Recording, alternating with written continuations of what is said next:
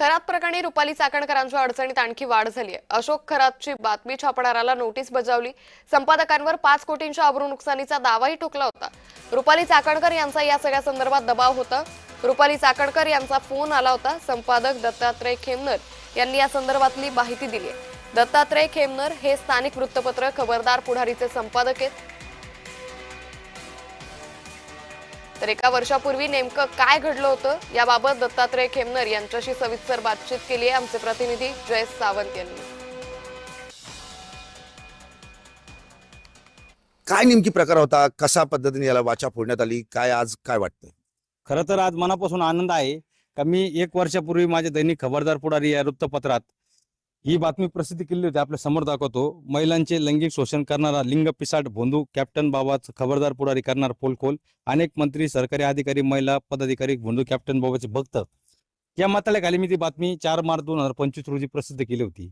त्या बातमीत आपण उल्लेख केला कॅप्टन बाबाचा दरबार या ठिकाणी भरतो, त्या ठिकाणी मोठ्या मोठ्या घरातल्या सुशिक्षित महिलांचं लैंगिक शोषण होतं। आणि आज त्याच बातमीचा आधार घेऊन त्या बातमीने वाचा फुटून एक महिला तयार झाली आणि त्या महिलेने कॅप्टन खरातवरती बलात्कारासारखा गुन्हा दाखल केला आणि त्या गुन्ह्यात क्राईम ब्रांच नाशिकनं कॅप्टन खरात याला अटक केलेली आहे। कॅप्टन खरात प्रकरणामध्ये आयोगाचे अध्यक्ष जर म्हणत असेल तर माझा संबंध नाही, तर मी या आपल्या मीडियाच्या मार्फतच सांगतो रुपाली चाकणकरांना, ज्यावेळेस कॅप्टन खरातची बातमी मी प्रसिद्ध केली होती त्यावेळेस तुम्ही मला तुमच्या पीएच्या मार्फत फोन केले, स्वतः फोन केले आणि तुम्ही मला सांगितलं का तुमच्या बातमीमध्ये तथ्य नाही, तुम्ही ती बातमी खोटी छापलेली आहे, असा कुठलाही बाबा नाही, थोतांड आहे, असं तुम्ही मला पत्र पाठवलं आणि त्याचा खुलासा आमच्या आयोगाच्या मेलवर तुम्ही तात्काळ करा असं पत्र तुम्ही दिलं आणि तो आयोगाच्या याच्यावर देखील आपण खुलासा त्यांचा सादर केला। म्हणजे महिला आयोगाच्या अध्यक्ष या संविधानिक पदावरती आहे, म्हणजे या भोंदू बाबाला प्रोटेक्शन देण्यासाठी या महिला आयोगाच्या अध्यक्ष आहे का महिलांना न्याय देण्यासाठी आहे?